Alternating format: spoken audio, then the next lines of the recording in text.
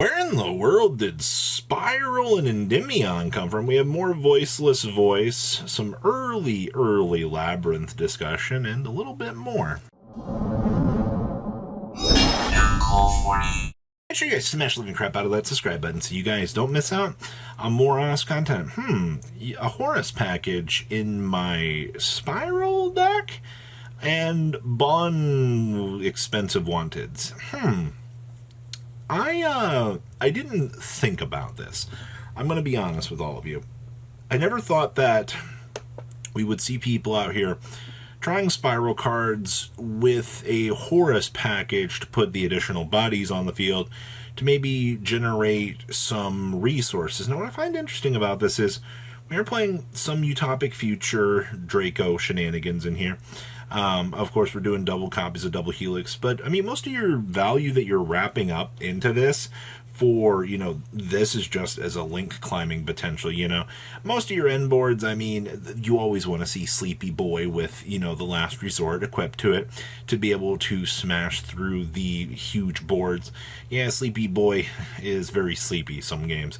But the fact that you're just able to see this Horus package built into this deck as a discard outlet, supplementing, hey, I drew a Dead Rescue along the way. Let's go ahead and eat it so we can line up a combo piece so we can do our thing. And of course, quick fix with triple machine dupe. You can machine dupe either one of these and get so much insane value off of it. Like, it's actually kind of nuts. It does make me miss the fact that Master Plan isn't currently a card in the game, but, we'll make do with what we have, right?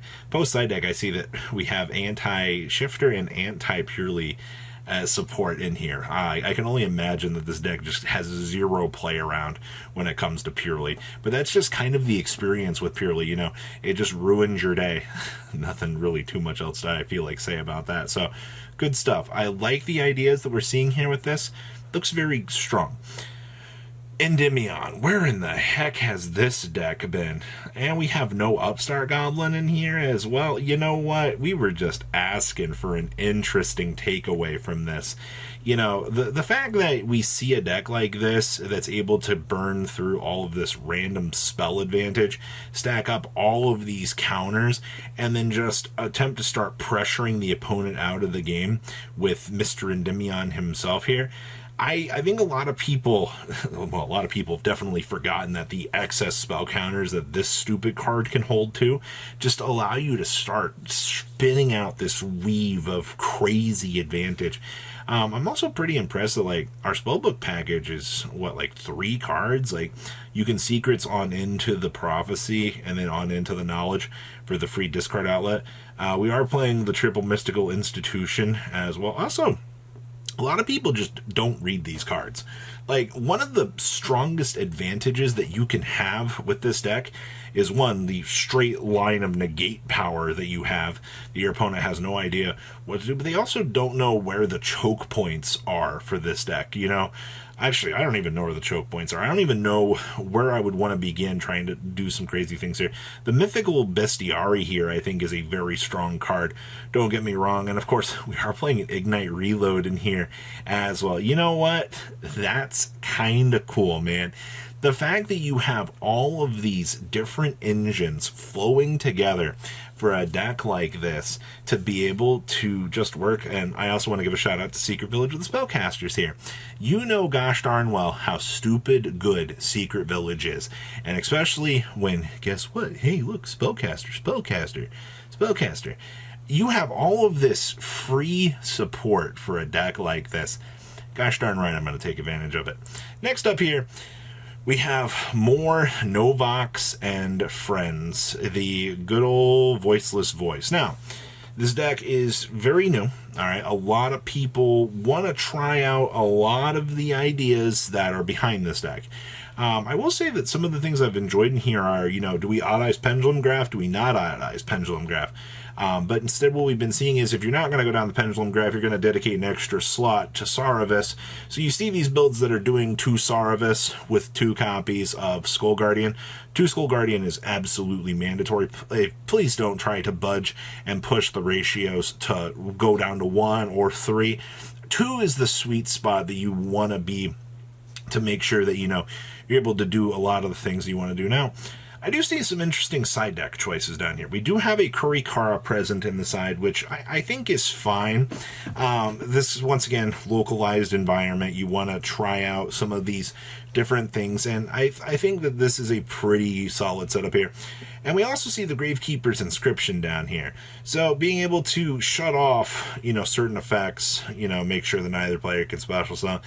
You know, you've got a lot of little stupid things that this card can do. Just, you know, my biggest complaint is, oh no, I have to draw this. And it be like that sometimes. It is what it is. But the fact that you have these option trees to be able to do your thing is pretty strong.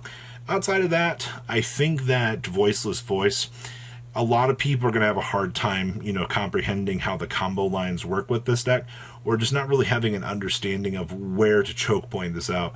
Also, these builds only playing one Dynamondo in the very early stages. Very interesting to me. I feel like, though, that might change in the future, but we will have to wait and see. Alright, what else we got going on back here? Labyrinth. With no creepy black goats, actually. Instead, I see that we are playing a Labyrinth setup. Now, I will tell you straight up that Labyrinth setup is a stupid, broken card at certain points, but it only tends to come up, you know, the later that the game kind of goes, and the fact that, you know, you have a card like this that actually can pull out, you know, Destructive Daruma Cannon, you know, Trap Tricks, Ice Dragons, Prisons. You kind of get what I'm saying here right now. I do think that a lot of the TCG is going to push towards Creepy Dark Goat Laugh, haha, trap card, because the card is actually incredibly broken. Being able to specifically negate a certain card is broken. Plus the secondary banish from the graveyard effect that you get with that, it is very solid. But a lot of the TCG right now is like, we're push as much Destructive Daruma Cannon as you can. I also think that a lot of people get a lot of solid W's out of Different Dimension Ground as a whole. I could see a point where, you know, maybe people want to start trying to play 2 or 3 of this. It really just depends at the end of the day. So, overall takeaway from Labyrinth right now, Creepy Dark Goat looks like it can be optional. That's fine. Alright, you don't have to play it, but if you're expecting to go into some of these matchups and, you know, not necessarily have the help of the Laughing Goat Man, I think you're going to run into some issues. And that's not necessarily what you want to be seeing, you know. I don't know. On a localized level, I think you're fine. For some of these more, you know, modern solutions like these cards will carry you, especially for what you want to see for the meta. So, overall, as is, it should be. Alright. Things were too good to be true out here. You know, I was waiting for the Purely player to message me out here and go, hey, guess what? I topped with Purely. It happened, of course. I do think that this deck is still kind of old reliable. You know, you're going into a lot of these localized environments in the very early stages, and I still don't know how people don't know how to play around the Catman. We have been seeing that less people are citing the Herald, which is a big, big help to this deck. Once again, the less people that tend to side for this, the more successful that Purely is going to come out of the left field here and start to steal the format. It's literally written in the stars, all right? We saw it with the one event that True Draco stopped getting cited for. It came in and slammed the event. Though now, with the limitations that Purely has with the Delicious and the 2 Sleepies, you know, you're not really seeing that huge draw combo that you used to anymore, because the deck has to try to adapt towards other things. This deck is a lot more fragile than it used to be, too, which I personally think is a good thing. Konami's done a good thing at trying to edge this thing out and make it a lot less broken along the way. So that is everything that we have for this video. As per usual, if you guys have seen or, you know, done anything cool out of the block here, please feel free to send it on over to me. I am very curious to see what more comes out of Phantom Nightmare and the crazy ideas that others are going to try. You guys have a good rest of your day, alright? Patrons! Thank you.